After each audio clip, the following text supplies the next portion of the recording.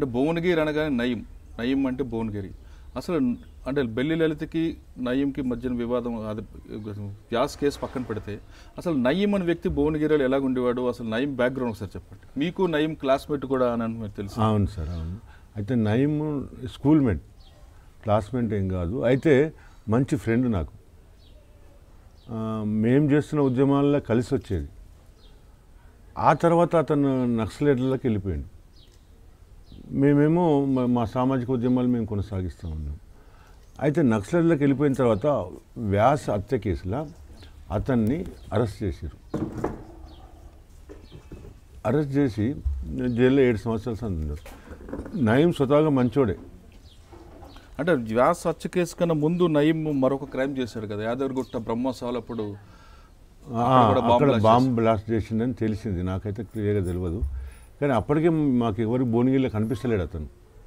నక్సలైట్ల పార్టీలకు వెళ్ళిపోయింది అతను. అంటే మా సంబంధాలు తెగిపోయినాయి. ఆ తర్వాత జైల్లోకి వెళ్ళిన తర్వాత, అంటే వ్యాస్ హత్య కేసు జైలుకి వెళ్ళిన తర్వాత అప్పుడు అతన్ని బాగా పేరు వచ్చింది. పోలీసు హయ్యర్ ఆఫీసర్ని చంపిండు అనే దాని మీద బాగా పేరు వచ్చింది. ఆ పేరుని ఉపయోగించుకుని వాళ్ళ తమ్ముడు కొంత బెదిరింపులకు, అలీముద్దీన్ వాళ్ళ అక్క బెదిరింపులకు గురి చేస్తూ జనాల దగ్గర డబ్బులు వసూలు చేస్తూ ఉన్నారు. స్వతహాగా నయం మంచోడు అయినా కూడా వాళ్ళ అక్క మీద చాలా ప్రేమ ఉంటుంది, వాళ్ళ తమ్ముని మీద ప్రేమ ఉంటుంది. అట్లా ఆ రకంగా డిఎస్పి రవీందర్ రెడ్డి వాళ్ళ అక్కని ట్రాప్ చేసిండు, వాళ్ళ తమ్ముని ట్రాప్ చేసిండు. ఆ ఇద్దరి ద్వారా నయంని అప్రోచ్ అయ్యింది. అప్రోచ్ అయ్యి నువ్వు బెల్లి లలితని చంపితే నీకు విడుదల మేము కానిస్తాం, 7 సంవత్సరాల నువ్వు ఉంటున్నావు, నీకు రావాలని ఉంది, బెల్లి లలితని చంపితేనే నీకు విడుదలవుతావు, ఏమంటున్నావు నువ్వు అని అతన్ని నయన భయాన ఒప్పించారు. ఒప్పించి ఆ పనిని వాళ్ళ తమ్మునికి వాళ్ళ అక్కకు అప్పగించారు. బ్యాక్గ్రౌండ్ పోలీసులు ఉన్నారు, అంటే వాళ్ళకు బ్యాక్గ్రౌండ్ సూత్రధారులు పోలీసు, అంటే గవర్నమెంట్ అయినా కూడా పాత్రధారులను వీళ్ళని చేసిరు. మరి ఎవరిని? అలీముద్దీన్ని, ఇంకో సీను అని ఇంకొక అతన్ని, ముగ్గురిని పాత్రధారులుగా మలిచారు. అట్లా బెల్లి లలిత చనిపోయిన తర్వాత కూడా వాళ్ళ కుట్ర ఏంటంటే, బెల్లి లలిత చనిపోలేదు, నక్సలైట్ల పార్టీలకు వెళ్ళిపోయింది. అంటే బెల్లి లలిత మీరు హత్య వరకు వెళ్తున్నారు. బెల్లి లలితకి నయీంకి మధ్యన అన్నల మూమెంట్లో అప్పుడు కలిసేవారు, వాళ్ళిద్దరి మధ్యన సంబంధం, స్నేహ సంబంధం ఉందని అంటున్నారు, పోలీసులు చెప్తున్నారు. అదంతా ఉట్టి సార్. బెల్లి లలిత సామాజిక ఉద్యమాల్లో పాల్గొంటున్నప్పుడు అన్నలతో కలిసే అవకాశం లేదు.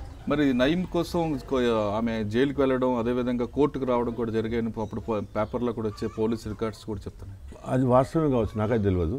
అయితే ఎందుకంటే భువనగిరి రోడ్డు అతను మంచిగా కలిసి ఉన్నోడు, నక్సలైట్ల పార్టీలకు వెళ్ళిండు, జైల్లోకి వచ్చిండు, సరే మర్యాదపూర్వకంగా కలిస్తే కలవచ్చునేమో, కానీ నక్సలైట్ పార్టీకి మాకు సంబంధం ఏముంటుంది?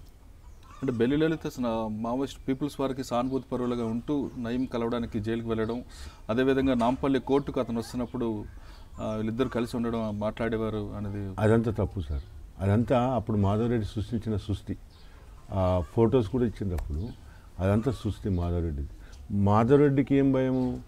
బెల్లి లలితని సమాజ్వాదీ పార్టీ నుండి టికెట్ ఇస్తామని మున్నూరు కాప్ భవన్ మే 23 తారీఖు నాడు 1999లో ప్రకటన చేస్తే అప్పటికప్పుడు ఇంటెలిజెన్స్ పోలీసులు వచ్చి ఆమెను చాలా తీవ్రంగా మానసిక వేదనకు గురి చేశారు. ఆ వేదికను దించి మేమందరం పోయితేనే అప్పుడు ఆపారు. అంటే అప్పటికే మాధవరెడ్డికి భయం అవుతుంది, అంటే భువనగిరిలో నా కుక్కడు కోల్పోతుందని. అంటే మాధవరెడ్డికేమో ఈ భయం, పట్టు కోల్పోతుందని. చంద్రబాబుకేమో తెలంగాణ భయం, నయీంకేమో జైలు భయం, నయీంకి జైలు నుంచి బయటకు రావాలి. ఈ 3 కోరికల వల్లతోనే బెల్లి లలిత హతం కావడం జరిగింది. అంటే ఆ రోజు ఏం జరిగిందండి? ఎలా, ఏ విధంగా పిలిచారు, ఎలా ట్రాప్ చేశారు వాళ్ళు? 1999లో మే 23 తారీఖున అట్లా ఇంటెలిజెన్స్ వాళ్ళు పట్టుకున్నారు కదా, పట్టుకొని మాట్లాడారు, బాగా వేదన గురి చేస్తే మేమందరం పోయి అడిగినాం. అంతకంటే ముందుగాల నరసింహారెడ్డి ఎస్ఐ ఉండే, నంద్యాల నరసింహారెడ్డి ఎస్ఐ చాలాసార్లు, దాదాపు 4-5 సార్లు వచ్చి నువ్వు పాటలు పాడడం మానుకోకపోతే నేను మర్డర్ చేస్తామని చెప్పి డైరెక్ట్ చెప్పింది నంద్యాల నరసింహారెడ్డి. నువ్వు పాటలు పాడడం బంద్ చేయకపోతే నువ్వు ఈ భూమి మీద ఉండవు అని చెప్పింది. రాత్రి 12 గంటలకు 1 గంటకు వచ్చి. ఆ తర్వాత నాకు చెప్తాడు, ఏం సార్ అట్లా మాట్లాడుతుంది ఏంటంటే, బెల్లికృష్ణ మీ చెల్లెని పాటలు పాడడం మానేయమని. అప్పుడైతే మీ చెల్లె బత్తలు లేకుండా చంపేస్తామని. మీరు చూస్తున్నారు ఐ డ్రీమ్ న్యూస్ని. మీరు చూస్తున్నది ఐ డ్రీమ్ న్యూస్. అంటే కళలని నిజం చేస్తూ ప్రజలకి నిజాలని కళల ద్వారా తీసుకొచ్చే ఐ డ్రీమ్కి మై బెస్ట్ విషెస్. మీరు చూస్తున్నది ఐ డ్రీమ్ న్యూస్. మీరు చూస్తున్నారు I dream channel. For more videos please subscribe I dream. మరిన్ని వీడియోల కోసం ఐ డ్రీమ్ని సబ్స్క్రైబ్ చేయండి. Please subscribe I dream. And I'm very much satisfied with the way interview went on. Kindly subscribe to I Dream. For more videos, subscribe to iDream. And loads of fun entertainment and content. Do watch I Dream.